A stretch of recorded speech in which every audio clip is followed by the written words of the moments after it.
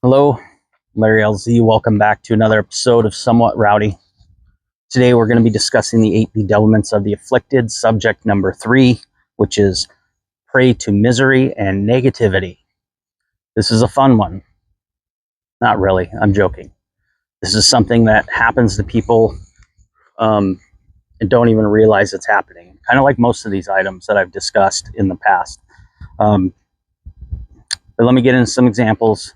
Try to make our way through this. The birds are real active, people are active, lots of dogs running through, so hopefully we can get through one video uninterrupted. Beautiful spring day, so there's lots of activity happening.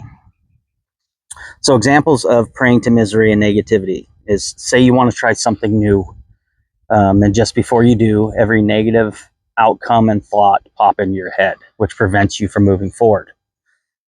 You see a job posting, a dream job, great salary, great location, checks every single box on the list. And just before you hit send, you tell yourself, they would never, ever hire me. Another example is, say you get that job, work your first day, everything goes off without a hitch. You get home, your partner asks how things were, and you respond with, well, nothing bad happened today. Most of us don't even realize we're doing it. I didn't, not until my partner asked me that question. Why are you so freaking negative all the time? And people don't usually choose to prey to misery and negativity on purpose. It's something that happens quietly and undetected over time.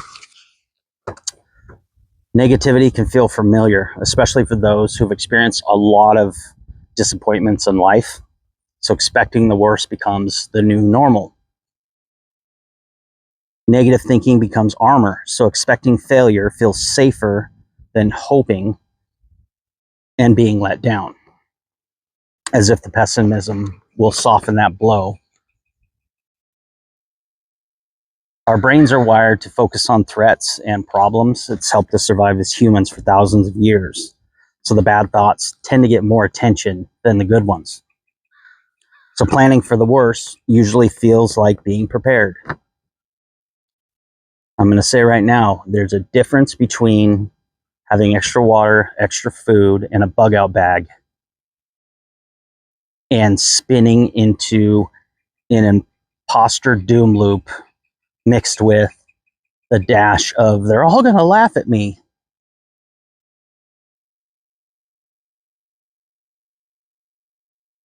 And the shitty thing is this way of thinking becomes your default setting, and you don't even realize it's happening. And that default setting feels comfortable. And that comfort takes up all the space in your head. We don't pray to misery because we like it.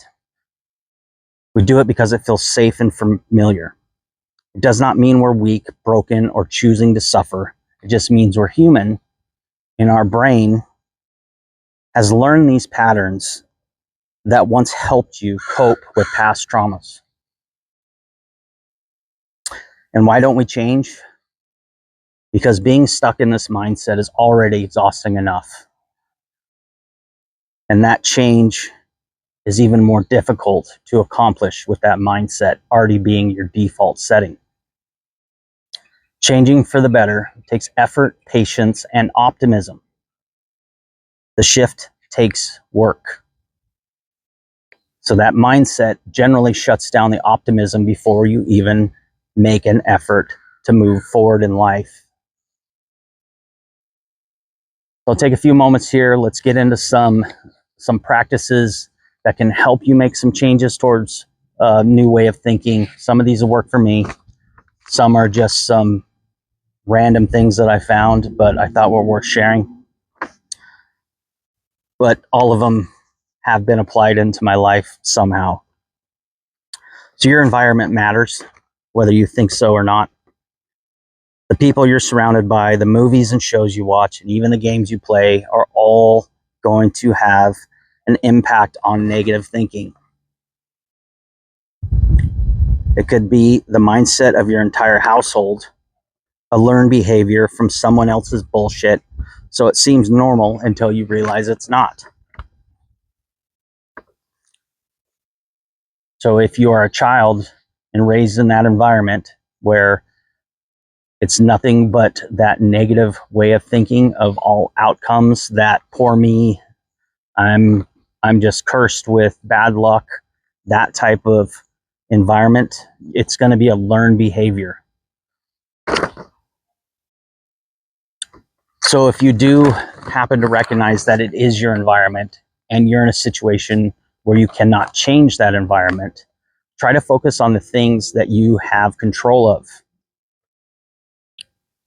So instead of doom loop scrolling at night before you go to bed, try to read something. Whether it's a self-improvement or a spiritual text, feed your mind something that's worth thinking about. Try to read at least 2 pages a night. And then after a week or so, try to read 3 pages a night. Try to read 4 pages a night. Just have it become a habit before you go to bed, before you reach that cell phone. Try to focus on something that will spark something in your mind outside of the doom scrolling, which turns into that habit of wanting and negativity and all the bullshit that comes along with it. The jealousy, the wish my life was better, look how great this guy's life is, all that nonsense.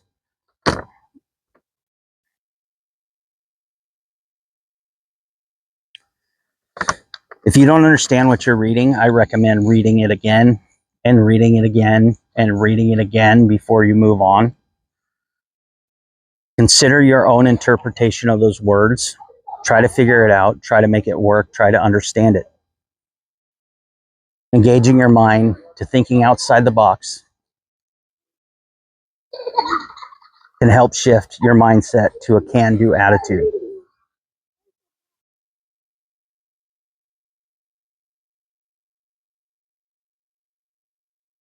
For me, as that new way of thinking started to build momentum, it became easier and easier to identify the patterns, which allowed me to label those thoughts.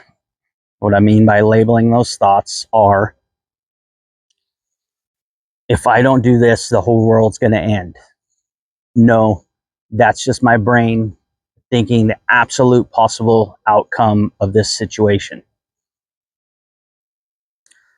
Another practice to help shift your mindset is to stop treating your thoughts as proven facts.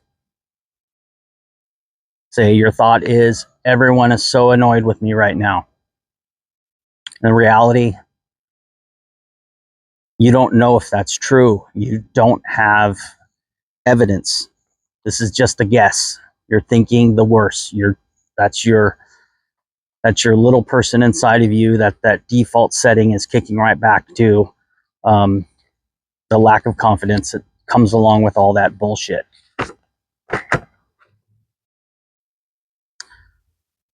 This one's pretty good.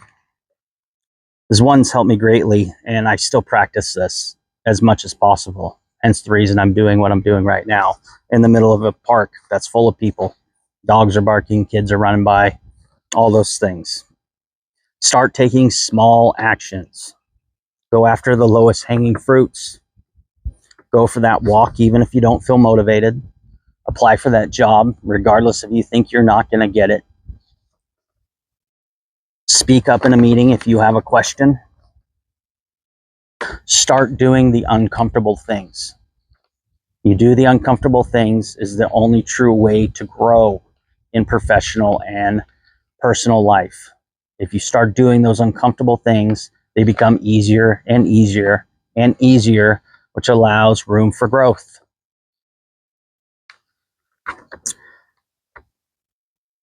Here's one you hear all the time that people talk about for many different aspects of your life is taking care of the basics. That's getting good sleep. That's eating real food, getting up and moving your body, going for walks, stretching, do what you can, but also go outside and get some freaking daylight.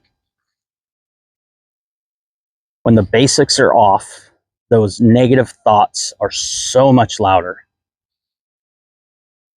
And finally, one of my favorite topics, if you watched any of my other videos, I speak about this all the time, and there's so much truth behind this. Start practicing gratitude. Be grateful you have free will. Be grateful for a new day to try to make shit happen. Having gratitude and celebrating those small things will bring big, big happiness into your life. And once you start to realize how blessed you are in those aspects, all of a sudden, everything else just changes. Things start to fall into place. You start focusing on positivity because you are grateful for those little things that you have in your life. Your breath, being able to get out of bed, tying your shoes, just the little things will make a huge difference in your outlook on life. So a final note, and I'm not just being negative because of a negative way of thinking, but you need to accept that these cycles will come back. They will return, and that's okay. Breaking the cycle isn't always about thinking happy thoughts. It's about noticing the negativity, questioning it, and moving forward anyways. It happens. Caught myself recently going down that doom loop spiral, and I've had to put myself in check, hence the long walk today. With that being said, please remember, some progress is always better than none, and progress over perfection always. Thanks for watching. I'm Larry LZ. This is Somewhat Rowdy. Cheers.